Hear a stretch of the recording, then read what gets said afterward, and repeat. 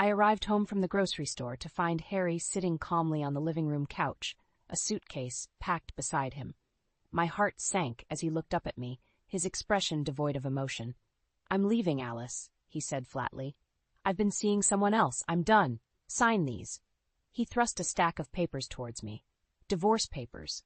I stared at him in disbelief, the grocery bags slipping from my trembling hands. "You can't be serious, Harry. We've been married for 35 years. His eyes narrowed. "It's over, Alice. I'm moving in with Marjorie." Marjorie? Our neighbor? The room started spinning as the weight of his betrayal hit me. How could he do this after everything we'd been through together? "But why?" I stammered, tears welling up. Was it something I did? "We can work through this, Harry. Please, let's talk." He shook his head, his jaw set. "There's nothing to discuss. I've made up my mind. Sign the papers, and we can make this clean." I sank into the armchair, clutching the divorce papers as sobs racked my body. Harry remained unmoved, his coldness cutting deeper than any knife. After decades of building a life together, of supporting his dreams and making sacrifices for our marriage, he was casting me aside like yesterday's trash.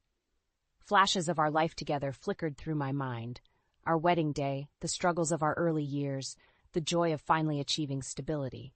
All those memories now tainted by his callous disregard. As the shock slowly gave way to anger, a newfound determination took root within me. I would not allow this man to strip me of my dignity. Not after everything I had endured and overcome. Wiping away my tears, I met his gaze with a steely resolve. "No, Harry, I won't just roll over and let you discard me like this." His brow furrowed in surprise at my sudden defiance. "Alice, don't make this harder than it needs to be." "Harder for who?" I shot back, my voice steadier than I expected. "You're the one who betrayed our vows, our family. You'll have to face the consequences." Harry opened his mouth to respond, but I held up a hand, cutting him off. "Save it. I don't want to hear your excuses or justifications. Just know this. I won't go down without a fight. You wanted to start over? Well, so will I, but on my own terms." With that, I gathered what little remained of my composure and strode out of the room, leaving Harry and his suitcase behind. A new chapter was beginning, one fueled by the burning embers of my shattered illusions and an unbreakable will to rise from the ashes, stronger than ever before. After that fateful night when Harry dropped the bombshell of his affair and impending departure, I found myself adrift, struggling to make sense of the past few decades of my life. How could I have been so blind to the cracks in our marriage? As the initial shock began to fade, memories from our earlier years together resurfaced, each one a bitter reminder of the sacrifices I had made for this man, for our family. I had retired early from my job as a high school English teacher, a career I had loved dearly, all to support Harry's dream of starting his own business.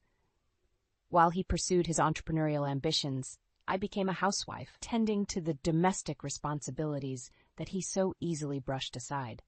"Don't worry about the household stuff, Alice," he would say dismissively. "Focus on making sure dinner is ready when I get home from the office." Those first few years of my early retirement were some of the loneliest of my life. Gone were the daily interactions with colleagues and students that had once brought me such joy and fulfillment. Instead, my days were consumed with cleaning, cooking, and running errands, a far cry from the vibrant, purposeful existence I had once known. Whenever I dared to voice my restlessness or suggest taking up a new hobby, Harry's response was always the same, a condescending chuckle and a reminder that his business was the priority. "We can revisit your little hobbies once we're financially stable, dear," he would say with a patronizing pat on the shoulder. Those subtle put-downs and dismissals of my desires gradually chipped away at my sense of self-worth. I began to feel invisible, a mere supporting character in the story of Harry's life. "Sometimes I feel invisible, Liz," I confided in my childhood friend over coffee one afternoon. "Everything is about Harry's needs. It's like my own dreams and aspirations don't matter anymore." Liz, ever the voice of reason, squeezed my hand reassuringly. "Alice, you've made so many sacrifices for that man. Don't let him diminish your value like this. You're a strong, intelligent woman. Never forget that." Her words were a balm to my wounded spirit, but deep down I couldn't shake the nagging feeling that I had somehow failed as a wife, that my inability to meet Harry's every demand was the root cause of his disregard. Little did I know then that his disloyalty ran far deeper than I could have ever imagined. As the truth of his long-term affair with our neighbor Marjorie came to light, those memories took on a new, sickening hue. All those years of self-doubt and sacrifice, only to be cast aside like an old rag when a younger, more enticing option presented itself. The revelation was like a slap in the face, jolting me out of my complacent existence. I realized then that I had been living a lie, a carefully constructed facade orchestrated by Harry to keep me blind to his transgressions. No more. The time for meek acceptance was over. A fire ignited within me, a burning desire to reclaim the dignity and self-respect that he had so callously stripped away. If Harry wanted to discard our marriage like a worn-out garment, then I would ensure he faced the consequences of his actions, no matter how painful or messy the process might be. This was no longer just about salvaging our relationship. That ship had sailed long ago.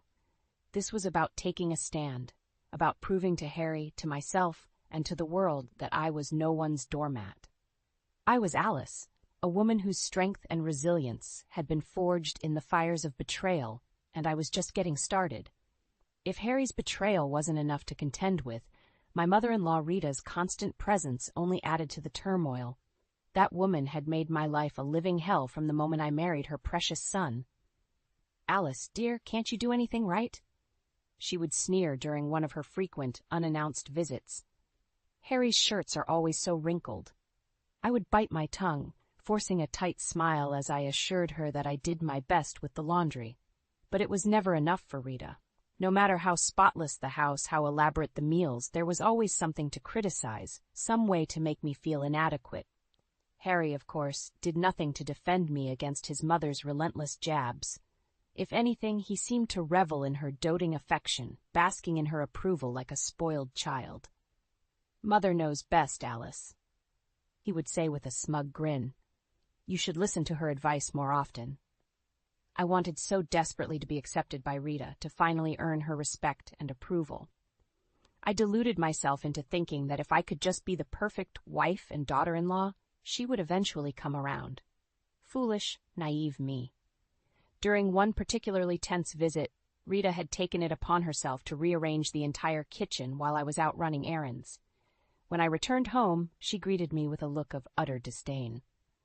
"Honestly, Alice, how can you find anything in this mess?"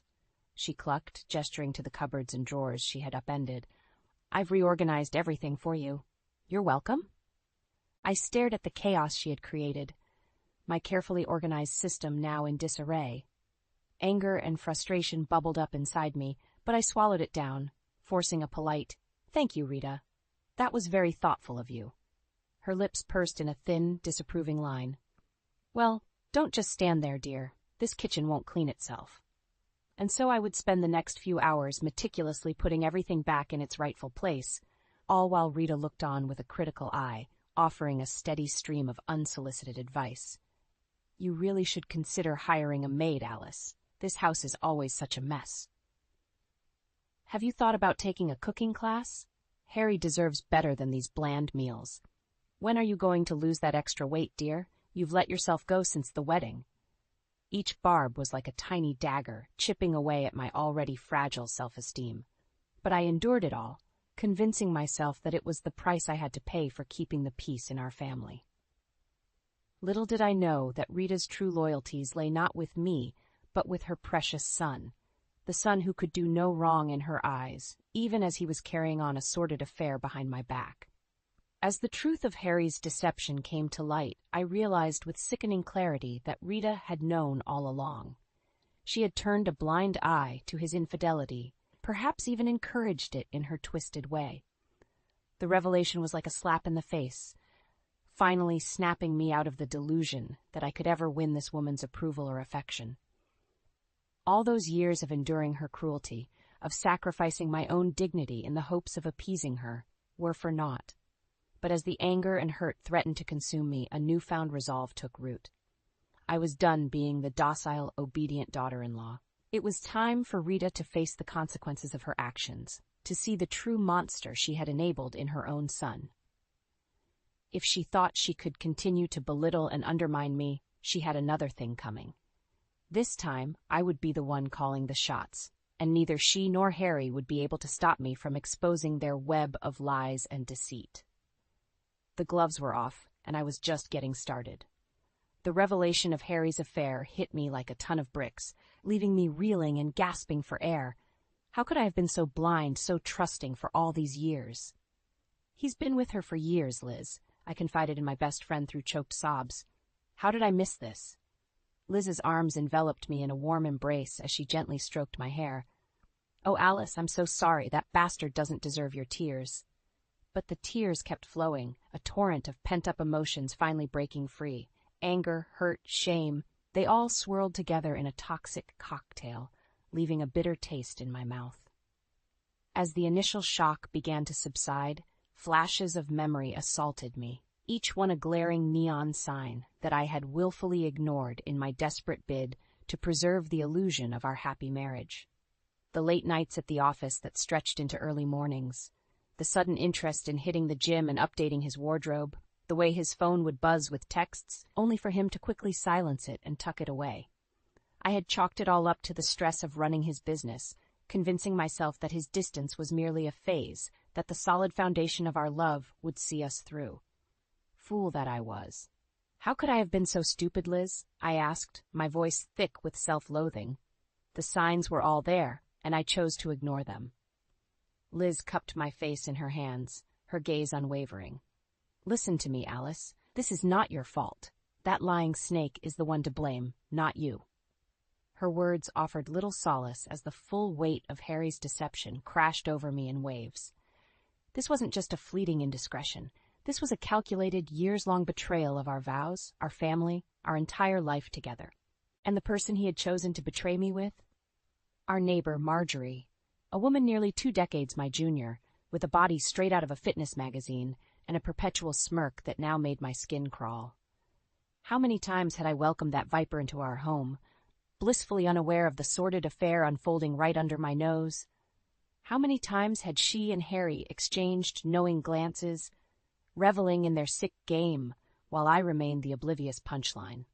The memories came flooding back, each one more damning than the last. Marjorie's overly familiar hugs that lingered a bit too long, the way Harry's eyes would follow her every movement whenever she was around, the hushed conversations that abruptly ceased the moment I entered the room. I felt sick, violated in the most profound way. My home, my sanctuary, had been tainted by their lies and indiscretions. Nowhere was safe from the stench of their betrayal. As the anger took root, it brought with it a newfound determination. I was done being the meek, trusting wife who turned a blind eye to the harsh realities unfolding before her. If Harry wanted to trade me in for a younger model, so be it, but he would damn well face the consequences of his actions. No more hiding, no more lies. It was time to expose their sordid affair for the whole world to see, and I would be the one holding the spotlight. Marjorie and Rita could try to spin it however they liked, but in the end, the truth would prevail. Harry's carefully constructed facade was about to come crumbling down, and I would be standing tall, emboldened by the ashes of his deceit. This was no longer just about salvaging my pride or getting revenge. This was a battle for my very soul, a fight to reclaim the self-worth and dignity that Harry had so callously stripped away. And I had no intention of losing. In the aftermath of Harry's devastating revelation, I found myself adrift, struggling to piece together the shattered fragments of my former life. The woman I had once been, the dutiful wife, the unwavering supporter, felt like a distant memory, a mere ghost haunting the halls of our home. As the initial shock and hurt began to subside, a newfound determination took root within me. I was done being the passive bystander in my own story. It was time to reclaim my power, to rebuild my life on my own terms. The first step was reconnecting with the parts of myself that I had sacrificed for the sake of my marriage. I reached out to old friends I had fallen out of touch with, reigniting bonds that had withered from neglect. Together we rediscovered our shared passions, book clubs, art classes, weekend hikes, all the simple joys I had forsaken in service of Harry's ambitions. With each outing, each rekindled connection, I felt layers of the old Alice being stripped away, revealing a stronger, more vibrant version of myself that I had long suppressed. Gone were the self-doubts and insecurities that Harry had so expertly cultivated. In their place blossomed a newfound confidence, a belief in my own worth that no man could ever diminish. As I immersed myself in this process of self-rediscovery, a plan began to take shape, a subtle, yet potent form of revenge against those who had so callously betrayed me. It started with a chance encounter with Rita, my wretched mother-in-law, at the local grocery store.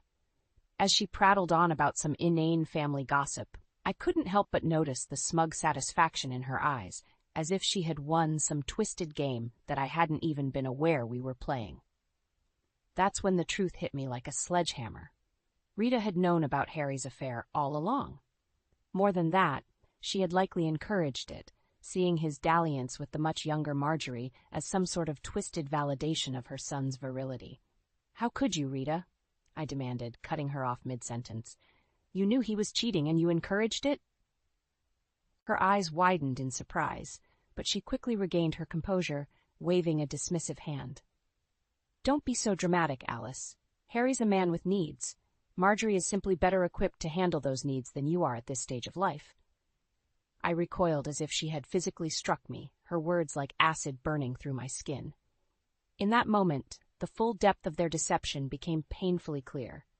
Not only had Harry betrayed me, but Rita, the woman who was supposed to be my family, had been complicit in his lies, enabling his infidelity under the guise of some twisted maternal loyalty. As the anger and hurt threatened to consume me, I forced myself to take a deep breath.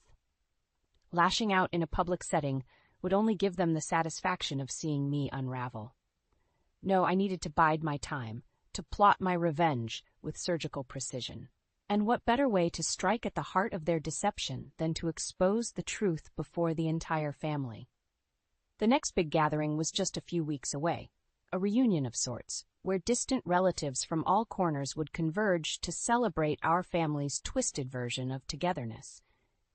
It would be the perfect stage to unleash the bombshell of Harry's betrayal, to strip away the carefully constructed facade he and Rita had so meticulously maintained. In the days leading up to the event, I could feel my resolve strengthening with each passing hour. This was about more than just getting even with Harry and Rita.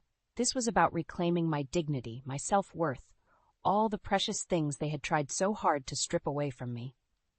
As I looked in the mirror on the morning of the reunion, I saw a woman reborn. The meek, downtrodden Alice of the past was nowhere to be found. In her place stood a warrior, battle-tested and emboldened by the fires of betrayal. It was time to let the truth reign supreme, consequences be damned. Harry and Rita's web of lies was about to unravel, and I would be the one holding the scissors. The day of the family reunion dawned bright and clear, a cruel juxtaposition to the storm that was brewing within me. As I dressed for the occasion, smoothing the fabric of my crisp blouse, I could feel the weight of my impending revelation pressing down on me like a lead vest. But I was ready. More than ready. This was the moment I had been steeling myself for, the culmination of weeks spent meticulously plotting my revenge.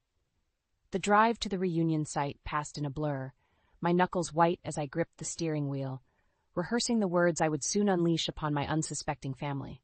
Harry and Rita thought they could sweep their betrayal under the rug, carry on as if nothing had happened. Well, they were in for a rude awakening. As I stepped out of the car and made my way towards the gathering, I could already sense the tension in the air. Harry and Marjorie were huddled together in a corner, no doubt reveling in their sordid affair now that it was out in the open. Rita, ever the matriarch, held court with a gaggle of relatives, her false airs of propriety sickening to behold. I took a deep breath, steeling my resolve. This was it. No more hiding, no more lies. "Harry," I called out, my voice trembling ever so slightly with the weight of controlled anger. "Why don't you tell everyone where you're really living now?" The words hung in the air like a lead balloon, and a hush fell over the gathering. All eyes turned towards us, confusion and curiosity etched on their faces. Harry's expression morphed from one of smug indifference to outright panic as the realization of what I was about to do dawned on him. "Alice, don't," he began, but I held up a hand, silencing him. "No, Harry, you don't get to sweep this under the rug anymore. These people deserve to know the truth about the kind of man you really are." I turned to address the assembled crowd, my voice growing stronger with each syllable. For years, Harry has been carrying on an affair with our neighbor Marjorie, and his own mother, Rita, knew about it the entire time. She even encouraged it, telling him it was better for him to be with a younger woman. A collective gasp rippled through the crowd, followed by a torrent of hushed whispers and furtive glances. Harry and Rita stood frozen, their faces drained of color, as the truth they had so desperately tried to conceal was laid bare before their loved ones. "How could you, Harry?" one of his aunts cried out, her voice thick with emotion. "After everything Alice has done for you, for this family? And you, Rita?" another relative chimed in, shaking his head in disgust. "Encouraging your own son's infidelity? Have you no shame?" Rita opened her mouth to respond, no doubt prepared to unleash one of her signature deflections or excuses. But this time, no one was buying it. The veil had been lifted, and her true colors were on full display for all to see. As the accusations and recriminations swirled around us, I felt a profound sense of relief wash over me.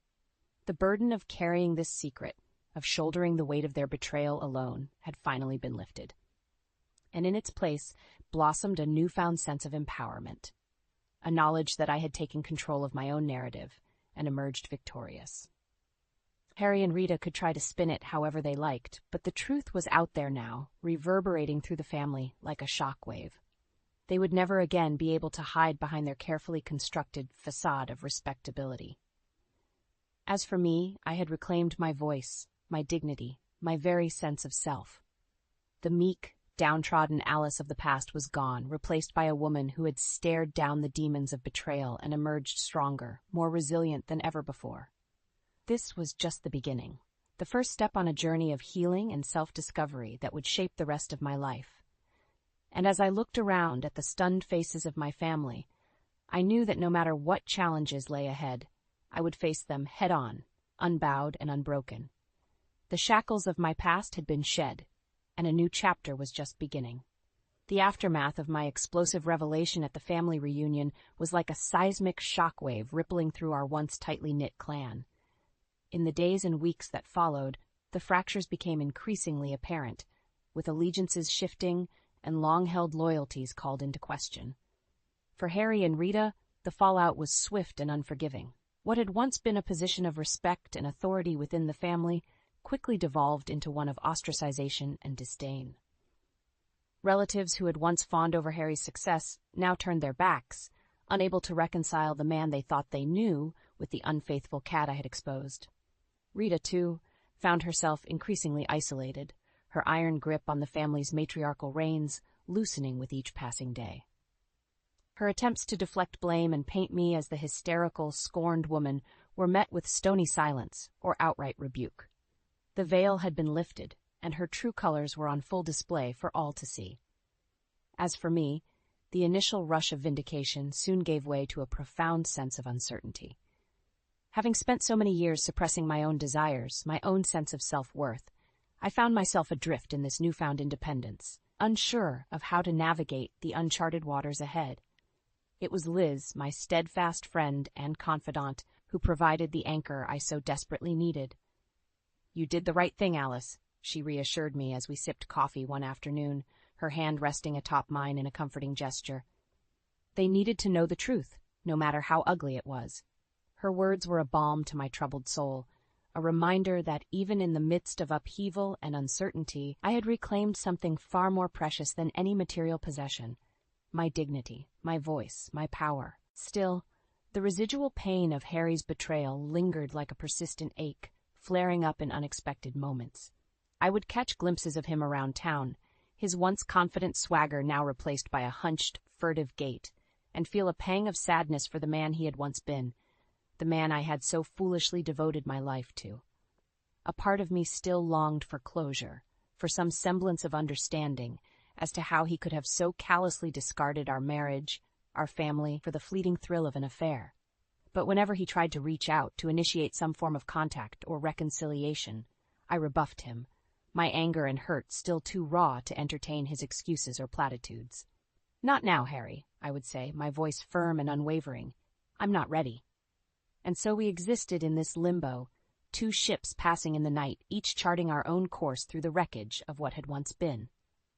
He, adrift and rudderless, cast out from the very family he had once prioritized above all else, and me, slowly but surely finding my bearings, guided by an inner strength I had never known existed. It was during this period of transition and self-discovery that the true impact of my actions began to crystallize. What had started as a burning need for revenge, a desire to inflict the same pain and humiliation that Harry and Rita had so callously visited upon me, had blossomed into something far more profound and lasting. Emboldened by my newfound voice, I found myself sought out by other women who had endured similar betrayals, who had been beaten down and stripped of their self-worth by the very men who had sworn to love and cherish them. They looked to me as a beacon of hope, a living embodiment of the resilience and strength they so desperately craved, and so I did what any self-respecting woman in my position would do. I paid it forward, sharing my story and offering guidance and support to those still mired in the depths of their own personal hells.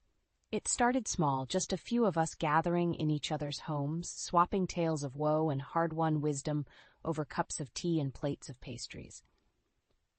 But word soon spread, and before long, our little support group had blossomed into a full-fledged movement, a sisterhood of survivors bound by the shared experience of betrayal and the unshakable resolve to rise above it.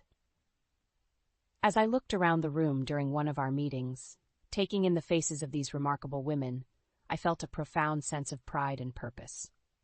We had all been through hell, enduring unimaginable pain and heartbreak at the hands of those who were supposed to cherish us most.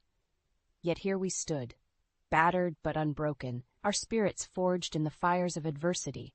We've all been through hell, I said, raising my cup in a silent toast, but we're still standing, stronger than ever. A chorus of murmured assent rippled through the group, a shared acknowledgement of the long, arduous journey that had brought us to this point.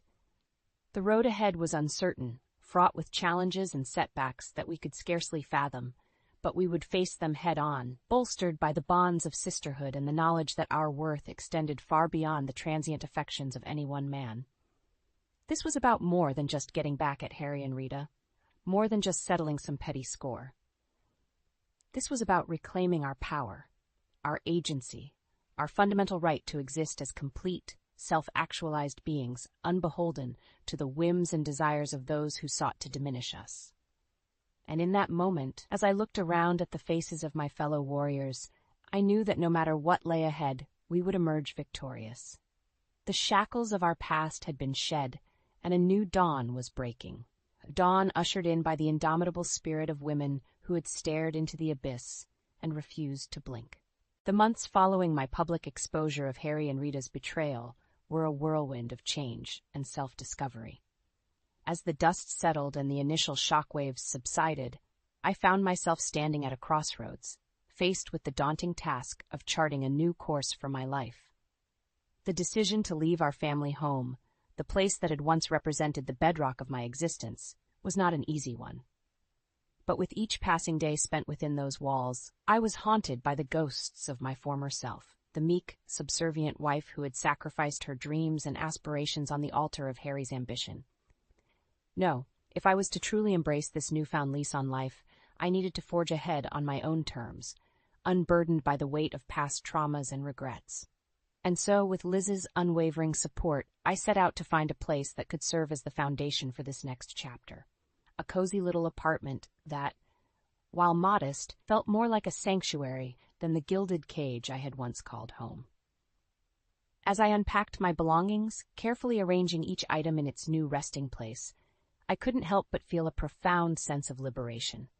Gone were the trappings of my former life, the material excesses that Harry had so valued above all else. In their place stood the building blocks of a life truly my own, a blank canvas awaiting the brushstrokes of my newfound independence. It was during those early days of settling into my new abode that the seeds of a greater purpose began to take root. Through the grapevine of our close-knit community, word of my defiant stand against Harry and Rita's duplicity had spread like wildfire, igniting a spark of hope and inspiration in other women who had endured similar betrayals. At first, it was just a trickle, a few tentative knocks on my door, followed by hushed conversations over cups of tea as they unburdened themselves of their own harrowing tales of infidelity and emotional abuse. But soon that trickle became a steady stream, a veritable flood of kindred spirits seeking solace and guidance from one who had walked the same thorny path. And so I did what any self-respecting woman in my position would do. I opened my doors wide, inviting them in and offering a safe haven where they could share their stories without fear of judgment or reprisal. Before long, what had started as informal gatherings in my living room blossomed into a full-fledged support group, a sisterhood of survivors bound by the shared experience of betrayal and the unshakable resolve to rise above it. Our meetings became a sacred ritual, a chance to shed the masks we so often wore in public and bare our souls to those who truly understood the depths of our pain. We laughed together, cried together, and most importantly, we healed together, drawing strength from the bonds of sisterhood that transcended any one individual's plight.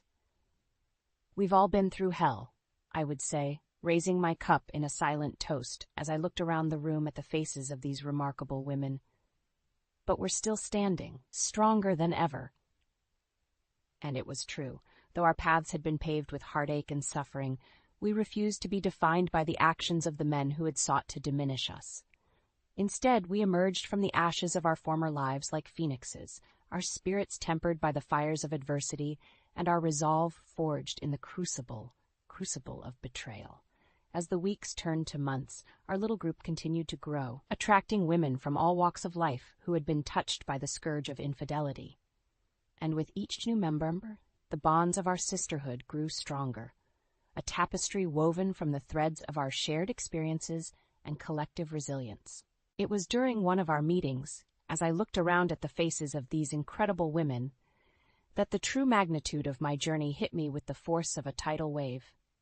Here I was, a woman who had once been content to exist in the shadow of her husband, now standing at the helm of a movement dedicated to empowering and uplifting those who had endured similar trials. The transformation was complete. I was no longer defined by my marriage or the actions of the man who had so callously discarded me. Instead, I had become a beacon of hope, a living embodiment of the strength and resilience that lay dormant within each of us, waiting to be unleashed.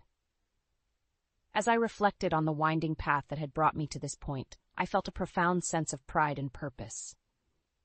What had begun as a burning need for revenge, a desire to inflict the same pain and humiliation that Harry and Rita had visited upon me, had blossomed into something far greater, a mission to heal and uplift, to ensure that no woman ever again had to endure the soul-crushing anguish of betrayal alone.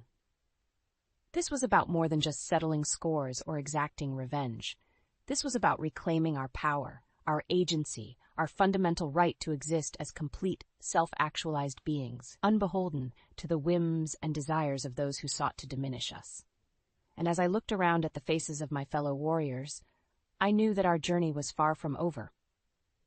The road ahead would be fraught with challenges and setbacks, but we would face them head-on, bolstered by the bonds of sisterhood and the knowledge that our worth extended far beyond the transient affections of any one man. The shackles of our past had been shed, and a new dawn was breaking. A dawn ushered in by the indomitable spirit of women who had stared into the abyss and refused to blink.